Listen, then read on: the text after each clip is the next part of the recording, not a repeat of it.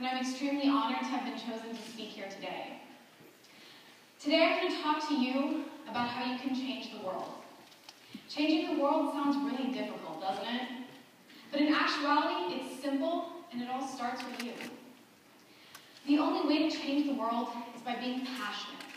And the only way you can be passionate is by knowing and accepting who you are.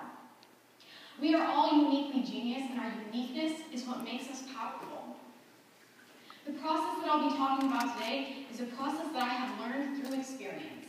And I'll be sharing those experiences and changing the world with you to prove that anyone can do it. Because if I can do it, you can do it. So let's get into changing the world.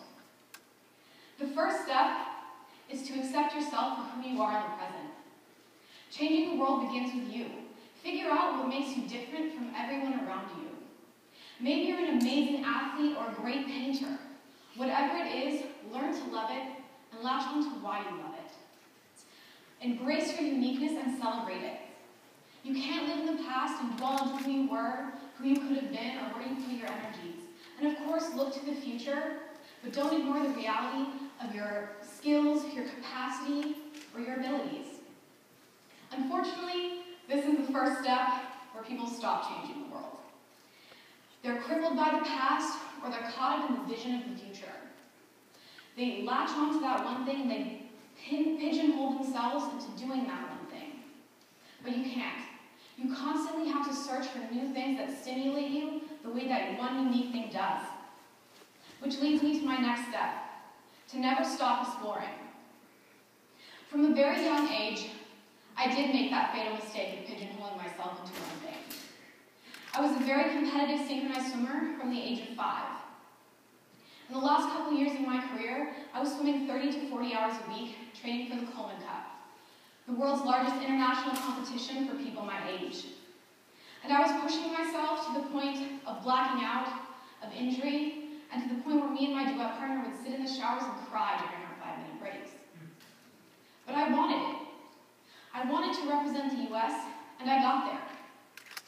And I achieved great things in the sport, but it began to affect my schoolwork. And I could see that it was going to affect the rest of my life more and more. So I had to make a decision. And I decided that I could no longer continue in the sport. And it absolutely devastated me. I had lost the thing that made me me, and the thing that made me unique. So I had to reinvent myself. And it took me trying new things that made me uncomfortable and things that I had no idea about. But I did it, and I found love for and passion in many other things. You constantly have to search for new things that transform who you are. Try everything, even if it's as weird as synchronized swimming. Even if it doesn't make sense to you, and even if you can't see it fitting into your future.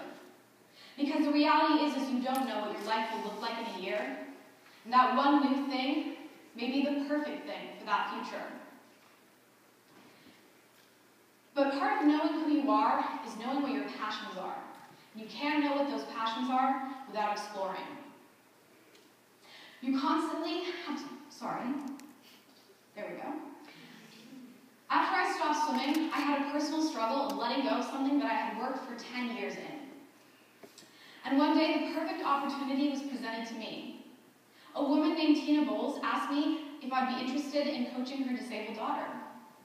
And I thought, I'm not qualified.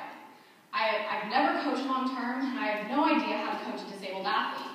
And I really didn't know what to expect. But I decided to try it anyways, even though it scared me. And I began coaching Raquel, her daughter, and her other coaches and I began preparing her for the national competition in Canada. And I was daunted because we were going up against a country with an infrastructure to support their athletes and coaches with years of experience. But we kept at it day after day, and that year Raquel came home with 2 gold medals. It's been 2 years since then, and I've become involved with a group called Synchronized Swimming Athletes with Disabilities, whose goal it is to make synchronized swimming the next Paralympic sport. And I could have never imagined the places I would go and the awe-inspiring people that I would meet. I have never felt so much pride and so much inspiration than when I was working with Raquel and the other disabled athletes at the Taiwan Aquatics exhibition, where 7 countries came with their disabled athletes or came to support their disabled athletes. I'm overjoyed that my experiences can even be a fraction of creating opportunities for deserving competitors. Those are just a couple pictures, some of the people. And the third step is to fight for your passions. When I was growing up, I was told that I could be three things: a lawyer, an engineer, or a doctor. And I was told these things because my dad immigrated from Bangladesh, and he had to give up his dreams to come to the US. And when I was an athlete working towards the Olympics, he didn't see my path and he didn't see my future. It was a constant struggle to express to him why it was a necessity to me. And when I stopped swimming, he was very hopeful that I would become one of those three things. But I ended up falling in love with fashion design instead. And it's still a struggle every day to get him to see my path. It's one of the morning arguments and hours of explanation. And one thing you should know about my father is that he does startups, and he's working on a project called YAXI. YAXI is a global interactive broadcasting station. And it took me showing him that it was passion that allowed him to work 5 years on YAXI without funding and without breaks, that I owed it to myself to have that same kind of passion. And I'm so thankful that I have parents who listen to me and allow themselves to change because of me. Because without that, I wouldn't be on my path to changing the world. Defending your passions is probably one of the hardest things that you will ever have to do. Because society might tell you that it's not important, your family and mentors might tell you that it's not feasible, and you will even doubt yourself. But you have to have the courage and the confidence to do it anyways.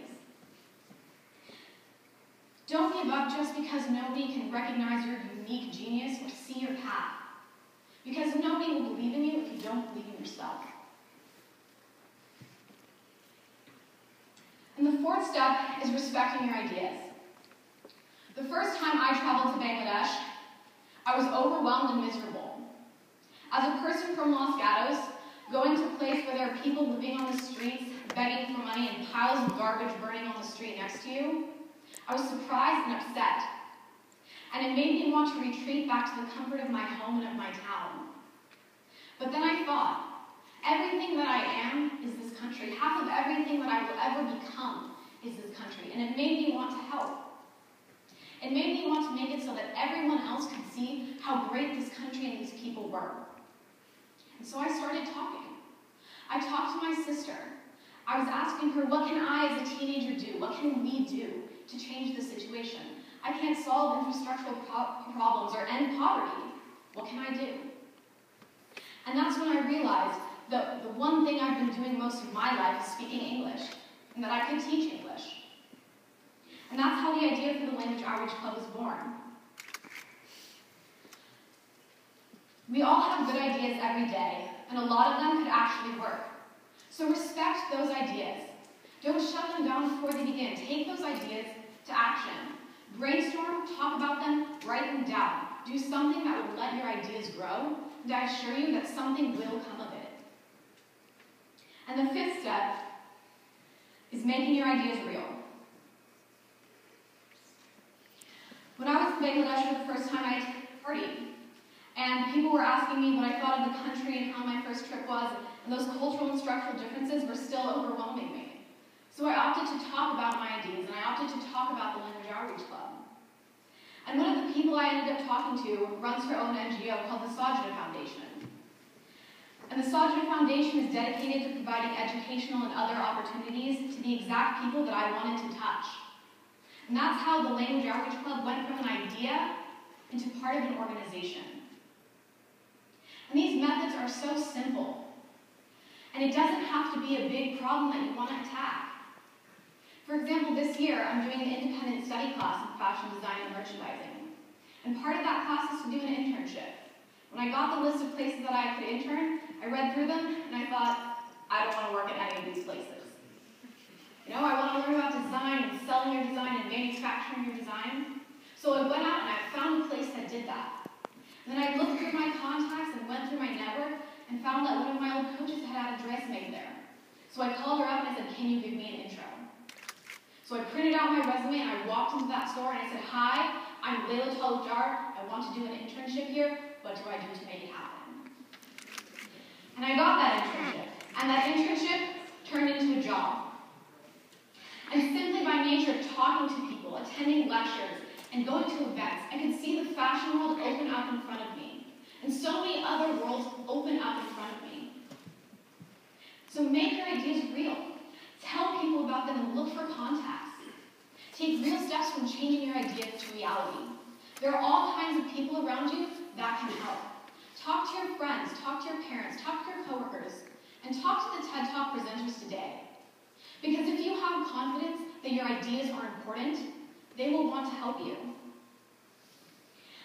And the last step is to reward yourself. There is no step in changing the world that is too small. The Language Outreach Club is not the entire solution to global and accessible education, but it is a brick in the road. And the unique experiences that I have co-founding, creating, and running LOC have gone back into my arsenal of experiences that will shape who I am and what my future ideas become. And you have to allow those experiences to change you. I want to make the world where disabled athletes can compete a reality. And I want education to be a birthright. And all it takes is vision. I have a vision for the future of LOC. I want to learn Mandarin from a real Chinese student. And I want to learn how to make pizza from an Italian student. I want to learn from people like me. I want every high school to be connected through LOC, to spread cultural connection and global education. And I found a way to achieve that using my dad's startup, Yaxi. And it's my vision that has taken me to places where I could actually change the world. This past summer, I was part of a team that presented my ideas for the Language Outreach Club and the importance of Yaxi to Sir Abid, the founder of BRAC, the world's largest NGO, and to Nobel laureate Dr. Yunus, and to the entire government of Bangladesh. When we get down to it, it's simple. All you have to do is figure out what you want, have the guts to take it, and keep working until it happens. Small steps taken today can grow beyond your dreams tomorrow. So please strive to change the world, because you will have impact that you cannot even imagine. Thank you.